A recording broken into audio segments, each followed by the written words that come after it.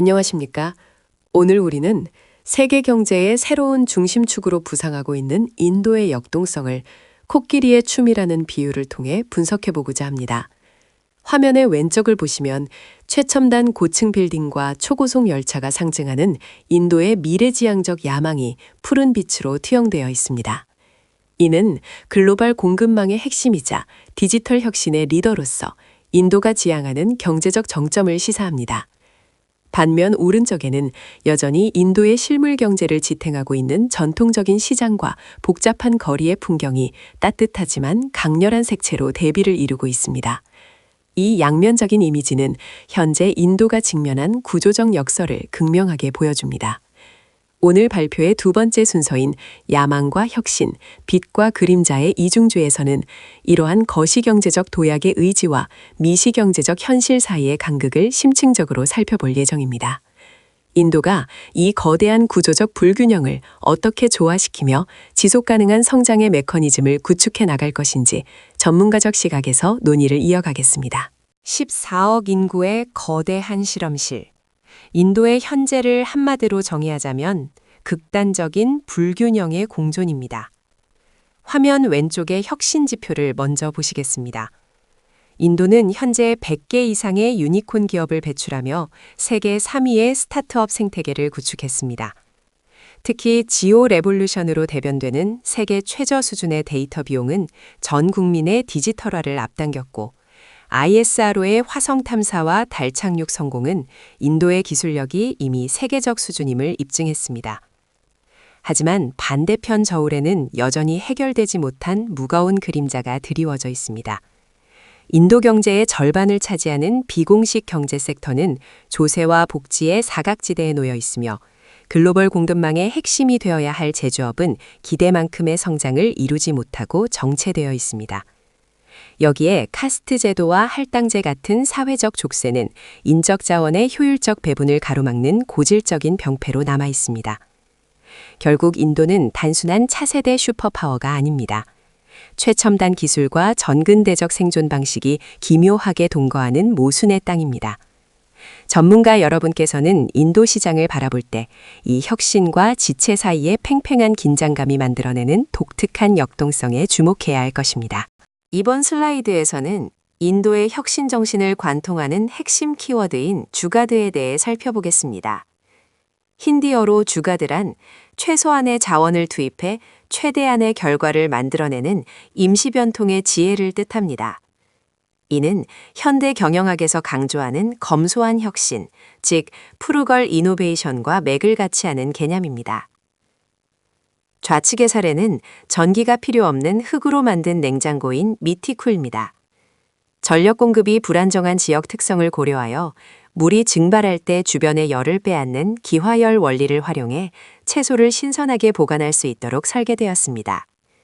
고도의 하이테크 기술 없이도 본질적인 문제를 해결한 탁월한 사례입니다. 오른쪽 사례 역시 매우 흥미롭습니다. 세탁기에 강력한 회전력을 개조해 대량의 요구르트 음료인 라시를 만드는 믹서로 재탄생시킨 것입니다.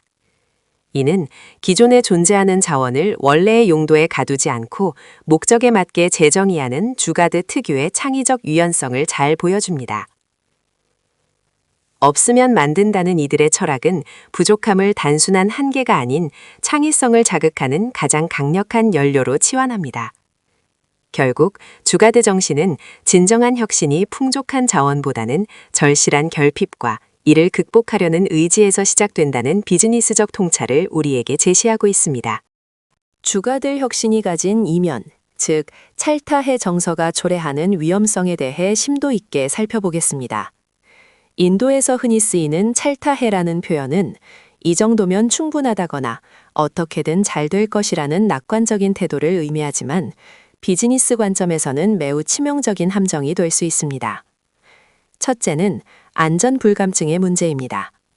규격과 표준 안전 기준을 무시한 임의적인 개조는 당장의 비용 절감 효과를 가져올 수 있으나 브레이크 성능이 확보되지 않은 개조 트럭의 사례처럼 생명과 직결된 심각한 위협을 초래합니다.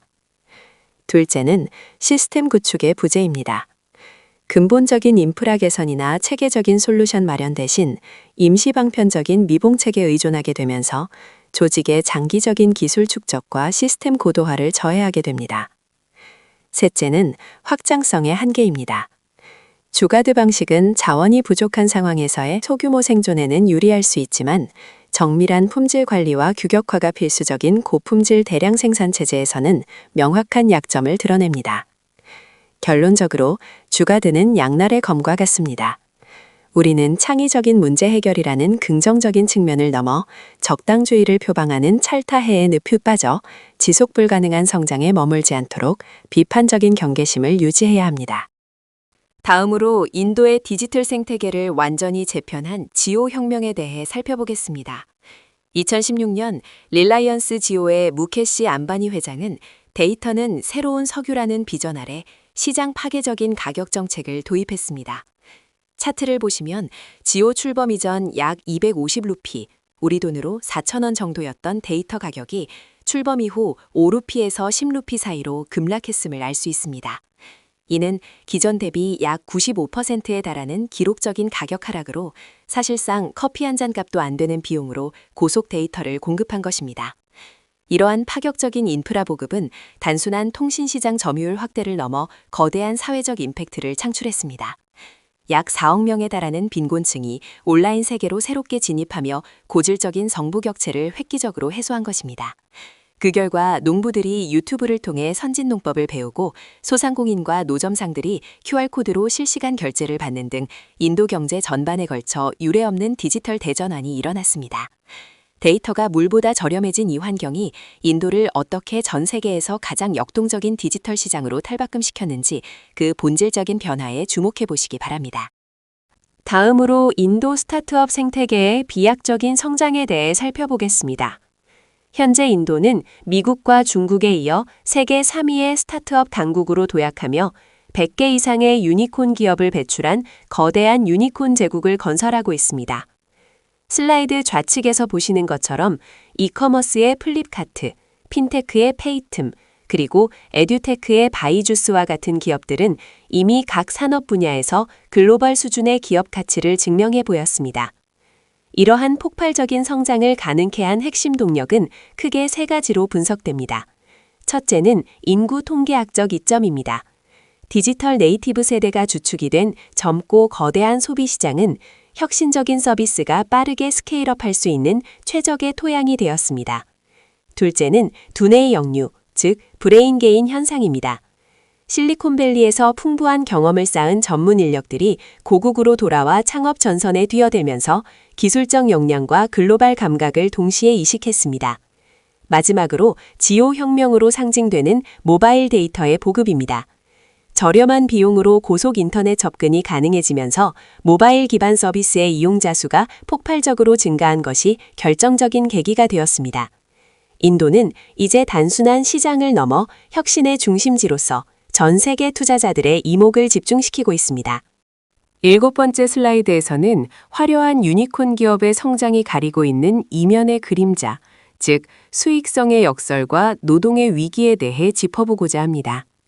먼저 수익성의 역설 측면입니다. 대다수 플랫폼 기업은 막대한 투자금을 바탕으로 할인 쿠폰을 살포하며 고객을 확보하는 이른바 캐시번 전략을 통해 적자 성장을 지속해왔습니다. 그러나 자본시장의 흐름이 변하면서 이제는 언제 돈을 벌 것인가라는 수익성에 대한 근본적인 의문이 제기되고 있습니다. 이러한 구조 아래서는 투자가 위축되는 순간 기업의 생존을 위해 대규모 해고가 발생하는 불안정한 고용 구조를 가질 수밖에 없습니다. 이러한 위기의 직격탄은 플랫폼 생태계의 실질적인 주역인 긱워커들에게 돌아갑니다. 화면 오른쪽의 이미지처럼 고속 성장의 그래프 이면에는 가혹한 환경에서 근무하는 노동자들이 존재합니다. 이들은 대개 자영업자로 분류되어 노동법의 보호를 받지 못하는 사각지대에 놓여 있습니다. 저임금과 고용 불안은 물론 산재 사고 시에도 기본적인 보험 혜택조차 받기 어려운 현실입니다. 결국 유니콘 기업이 지속 가능한 성장을 이루기 위해서는 단순히 외형을 확장하는 것을 넘어 수익 모델의 건전성을 확보하고 노동 가치에 대한 사회적 책임을 다하는 혁신적인 접근이 절실한 시점입니다. 다음은 메이크 인 인디아 캠페인의 성과와 현실적 한계에 대해 살펴보겠습니다. 모디 총리는 제조업을 국가 경제의 핵심 동력으로 육성하여 인도를 제2의 중국으로 만들겠다는 야심찬 포부를 밝힌 바 있습니다. 하지만 현재 인도가 직면한 현실은 이러한 야망과는 상당한 거리가 있습니다. 제조업이 전체 GDP에서 차지하는 비중은 여전히 15% 수준에서 정체되어 있으며 과거 중국이나 베트남이 보여주었던 성공 모델과 달리 거대한 농촌 인구를 공장 노동자로 흡수하지 못하는 고용 없는 성장 문제에 직면해 있습니다. 이러한 정책적 좌절을 야기한 주요 원인으로는 세 가지 구조적 걸림돌을 꼽을 수 있습니다. 우선 글로벌 기준에 부합하지 않는 복잡한 노동법이 기업의 유연한 고용을 저해하고 있으며 낙후된 인프라로 인한 과도한 물류 비용이 제조 경쟁력을 약화시키고 있습니다. 또한 토지 수용 과정의 복잡성과 어려움은 대규모 생산시설 확충에 큰 병목 현상을 만들어내고 있습니다. 결과적으로 이러한 고질적인 문제들이 마치 녹슨 톱니바퀴처럼 맞물려 인도가 세계의 공장으로 도약하는 길을 가로막고 있는 실정입니다. 슬라이드 9번째 페이지에서는 국가의 통치체제가 인프라 구축 경쟁력에 미치는 영향, 즉 민주주의가 지불해야 하는 사회적 비용에 대해 분석해 보겠습니다. 좌측의 중국 사례를 보시면 권위주의적 의사결정 구조를 바탕으로 토지를 효율적으로 소용하여 일직선의 도로와 정돈된 산업단지를 신속하게 구축한 것을 알 수 있습니다. 반면 우측의 인도는 혼란스러운 민주주의라는 상반된 상황에 직면해 있습니다. 인도는 민주주의 국가로서 사유재산권과 절차적 정당성을 중시하기 때문에 정부가 강제적으로 토지를 소용하는 것이 매우 어렵습니다. 복잡한 소유권 관계와 농민들의 시위, 그리고 정치적 반대 세력과의 협의 과정으로 인해 공장 부지 확보에만 수년의 시간이 소요되곤 합니다.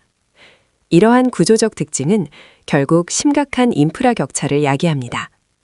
불안정한 전력 공급과 낙후된 도로 및 항만 시설은 물류 비용의 급격한 상승을 초래하며 기업의 생산성을 저하시키는 주요 원인이 됩니다. 결론적으로 민주주의라는 가치를 수호하기 위해 지불하는 이 비용이 글로벌 공급망 재편 과정에서 인도의 경쟁력에 어떤 변수로 작용할지 깊이 있게 고찰해 보아야 합니다. 인도 경제의 구조적 특징을 명확히 이해하기 위해서는 공식 통계 너머에 존재하는 실체에 주목해야 합니다. 화면의 빙산 모델에서 볼 수 있듯이 우리가 흔히 접하는 타타나 릴라이언스 같은 대기업, 정부기관, 금융권은 전체 경제의 일부분인 포멀 섹터에 불과합니다. 이들은 법적 보호를 받으며 세금을 납부하는 제도권 내의 영역입니다. 하지만 수면 아래에는 훨씬 거대한 규모의 인포멀 섹터가 자리 잡고 있습니다. 노점상, 일용직 노동자, 가사도우미, 그리고 대다수의 농민을 포함하는 이 영역은 계약서 없는 현금 거래가 주를 이루며 사회 안전망으로부터 소외되어 있습니다. 가장 주목해야 할 지점은 인도의 전체 노동력 중 무려 90%가 바로 이 비공식 부문에 종사하고 있다는 사실입니다. 이들이 창출하는 부가가치는 인도 전체 GDP의 절반에 달합니다. 결론적으로 인도 시장을 분석할 때 공식 데이터에만 의존하는 것은 전체 경제의 절반만을 보는 것과 같습니다. 이 거대한 비공식 부문을 어떻게 제도권으로 편입시키고 생산성을 높일 것인가가 향후 인도 경제의 지속 가능한 성장을 결정짓는 핵심 과제가 될 것입니다. 다음은 경제 주체들이 왜 제도권 시스템 밖으로 이탈하게 되는지 그 구조적인 원인에 대해 살펴보겠습니다. 본 장표에서는 이를 크게 세 가지 관점에서 분석하고 있습니다. 첫 번째 원인은 과도한 관료주의, 즉 레드테이프 문제입니다. 사업체의 등록부터 폐업에 이르기까지 행정 절차가 비정상적으로 복잡하고 까다롭습니다. 오죽하면 허가를 기다리다 늙어 죽는다는 말이 나올 정도로 이러한 행정적 장벽은 경제활동의 역동성을 저해하고 사람들을 시스템 밖으로 밀어내는 1차적인 요인이 됩니다. 두 번째는 세금 및 규제 회피의 유인입니다. 높은 세율과 더불어 해고 제한과 같은 경직된 노동법은 기업 입장에서 상당한 비용 부담으로 작용합니다. 이 때문에 기업들은 제도권 내에서 성장하기보다는 규제의 감시망을 피하기 위해 의도적으로 규모를 키우지 않고 지하 경제에 머무르는 전략적 선택을 하게 됩니다. 마지막으로 이러한 요인들이 결합되어 양질의 일자리 부족이라는 결과로 이어집니다. 규제에 가로막혀 제조업이 충분히 성장하지 못함에 따라 포멀 섹터, 즉 공식 부문의 일자리가 현저히 부족해진 상황입니다. 결국 노동자들은 생존을 위해 어쩔 수 없이 길거리 노점과 같은 비공식 자영업으로 내몰리게 되는 악순환이 반복되고 있습니다.